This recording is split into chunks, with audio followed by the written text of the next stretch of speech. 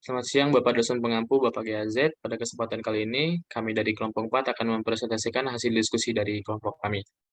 Sebelum itu, izinkan saya untuk memperkenalkan anggota-anggota dari kelompok kami. Yang pertama ada Adam Wisnu Pradana, ada Dafur Rizky Nirwastasya, dan ada Elordo Valentinus Tompul, saya sendiri, dan ada RR Nuriska Puspawiranti. Pada tugas besar kali ini, kami memakai alat 4 buah laptop atau PC client, 1 buah router, 2 buah switch, dan 1 buah server. Dan bahannya ada kabel UTP, kabel optik, dan kabel konsol. Baik, yang pertama, topologi jaringan. Topologi jaringan ini adalah metode yang digunakan dalam menghubungkan satu komputer dengan komputer yang lainnya. Dengan kata lain, topologi jaringan merupakan struktur untuk menghubungkan satu komputer dengan komputer lainnya, bisa dengan menggunakan kabel ataupun nirkabel.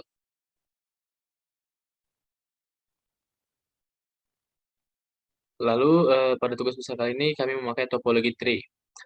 Topologi tree itu sendiri adalah hasil penggabungan dari topologi bus dan topologi star. Topologi tree ini pada umumnya dipakai untuk interkoneksi antar hierarki dengan pusat yang berbeda-beda. Lalu selanjutnya ada DNS server. DNS server adalah sebuah komputer server yang menjalankan layanan kerja DNS. DNS sendiri adalah suatu sistem database terdistribusi untuk mencari suatu nama komputer atau situs yang terhubung dengan jaringan menggunakan TCP atau IP. DNS server meminta informasi domain atau nama situs web yang akan dikunjungi. DNS server kemudian mencocokkan nama tersebut dengan angka berupa IP. DNS lokal kemudian akan mencari alamat IP tersebut di cache lokal yang tersimpan dalam komputer. Jika situs web pernah dibuka sebelumnya, maka cache akan tersimpan dan DNS tinggal menampilkannya. Jika alamat IP tidak tercantum di cache lokal komputer, maka DNS akan meminta data dari DNS rekursif dan situs web akan ditampilkan. Namun jika alamat tidak ada di server DNS rekursif, maka DNS akan mencarinya dalam server DNS lainnya, atau protokol ini disebut dengan DNS otoritatif. Setelah alamat IP ditemukan, situs web akan ditampilkan dan cache akan disimpan ke dalam DNS lokal. HTTP server. HTTP adalah komponen website yang mengatur pertukaran data yang terjadi di dalam internet. Protokol inilah yang membuat web client atau browser dan web server dapat terhubung. Protokol HTTP mengatur proses transmisi dan bagaimana format data dikirimkan. DHCP server. DHCP atau Dynamic Host Configuration adalah sebuah perangkat yang bertugas untuk mengatur dan memberikan alamat IP secara otomatis kepada komputer klien yang ada. Sementara itu, komputer atau perangkat lain seperti handphone yang menerima alamat IP dari DHCP server disebut DHCP client. Selanjutnya ada mail server. Mail server adalah sebuah server atau layanan internet berbasis cloud computing yang digunakan untuk mengirim dan menerima email dalam satu jaringan server mail yang sama. Mail server dapat mengumpulkan, mengolah, dan mengirim data-data serta informasi dalam bentuk email atau surat elektronik dengan menggunakan domain email khusus atau domain email tersendiri. Mail server menggunakan dasar layanan client server, di mana klien dapat mengakses server email melalui aplikasi. Cara kerjanya adalah pada awalnya email-email yang telah dikirimkan oleh sender, maka akan dikumpulkan dan disimpan menjadi satu file dalam database mail server. Pengelompokan ini berdasarkan atas tujuan email. Dalam sebuah email yang dikirimkan tentu terdapat informasi tentang tujuan penerima email dan asal email sender tersebut, serta informasi tanggal dan waktu pengiriman email. Ketika di server email membaca email dari pengirim email, itu artinya penerima email tersebut telah mengakses mail server dan membaca pesan atau file yang tersimpan dalam database mail server yang ditampilkan melalui aplikasi dan browser oleh user tersebut. Selanjutnya akan dilanjutkan oleh rekan saya, Nuriska Puspawiranti.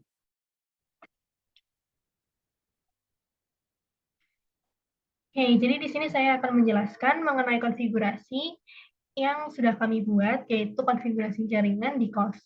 Seperti yang sudah disebutkan sebelumnya, kami menggunakan alat dan bahan. Yang pertama itu ada 4 buah PC atau laptop. Kemudian di sini ada 1 buah router, 2 buah switch, dan juga 1 buah server.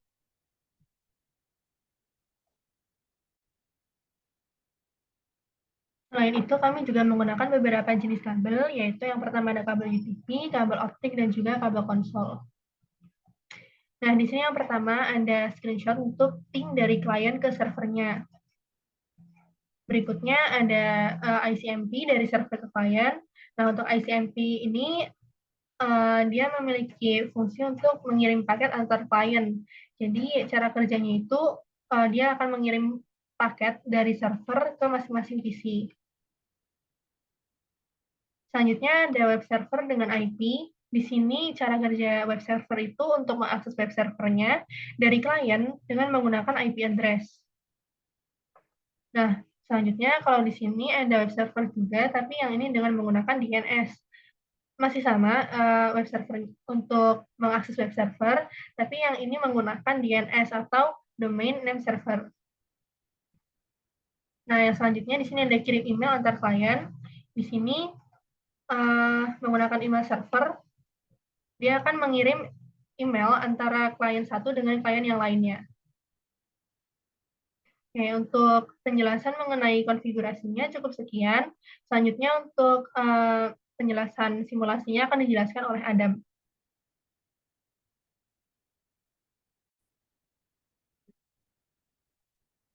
Oke, selanjutnya akan saya jelaskan. Sebelumnya, perkenalkan saya Adam Wisnu Pradana. Di sini saya akan menjelaskan untuk simulasi dari jaringan yang sudah saya buat dan teman-teman. Nah, untuk pertama, alat dan bahan yang kita gunakan, di sini kita menggunakan satu server maksudnya, satu router, 2 switch, dan 4 PC client. Nah, untuk kabelnya sendiri ada kabel UTP, ada kabel optik, dan kabel konsol. Nah, untuk pertama, untuk IP configuration-nya, di sini sudah dikonfigurasi buat IP untuk dari routernya. Untuk di FA0 yang mengarah ke PC client yang ini adalah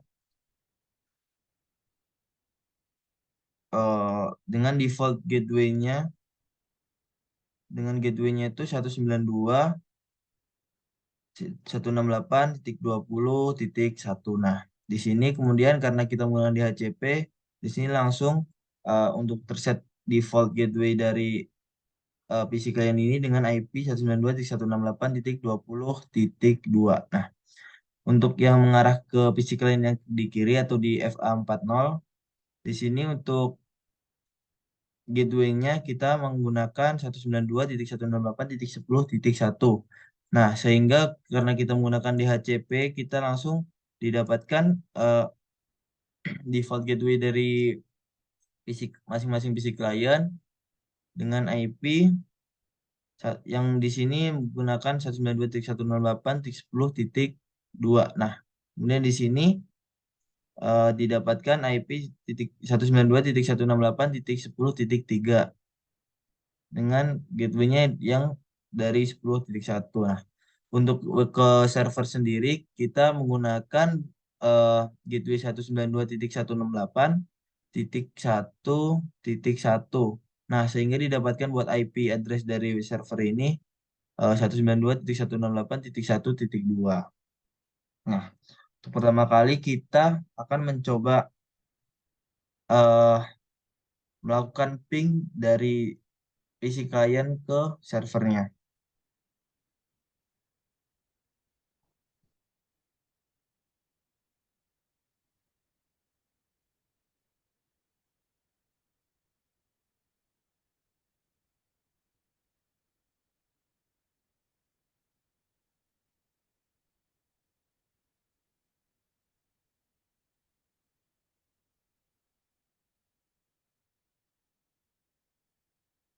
Nah, untuk ke server kita sudah bisa melakukan ping dari PC client yang pertama. Kemudian kita lanjut ke PC client yang kedua.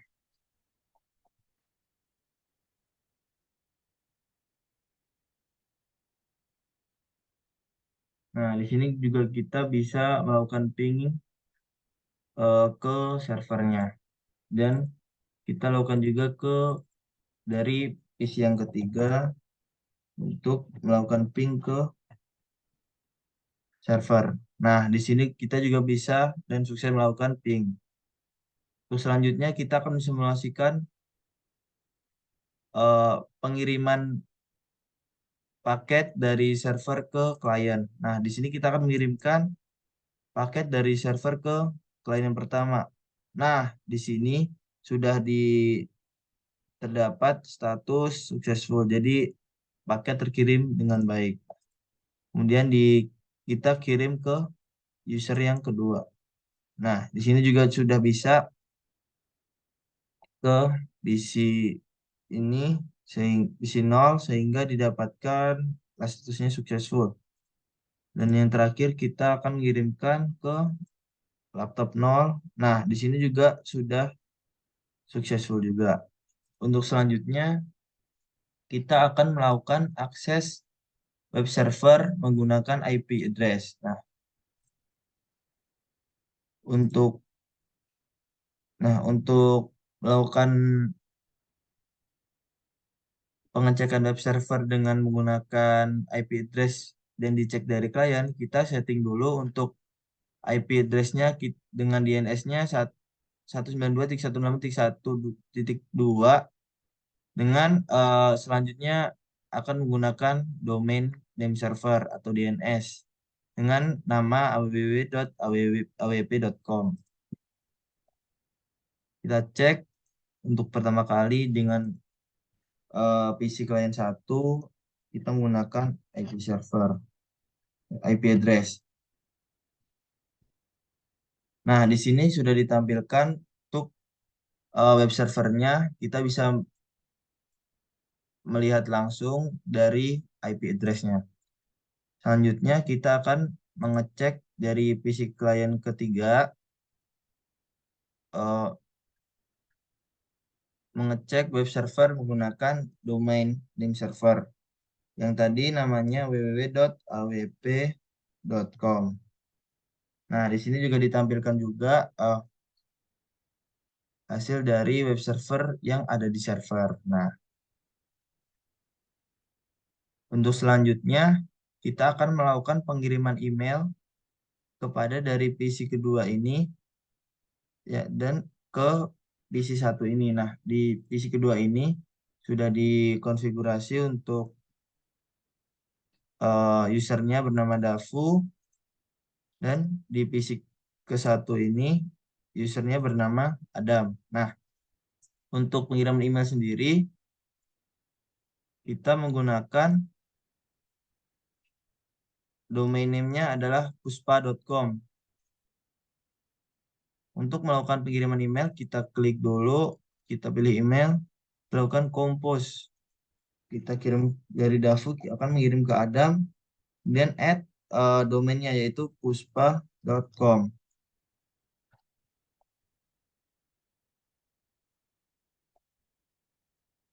Nah, kita akan menuliskan isinya.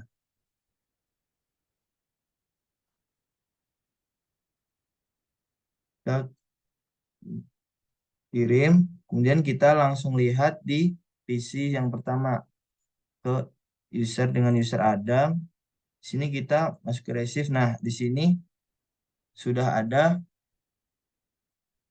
nah, di sini sudah ada email dari Dafu dengan subjek salam kenal dengan di sini Adam.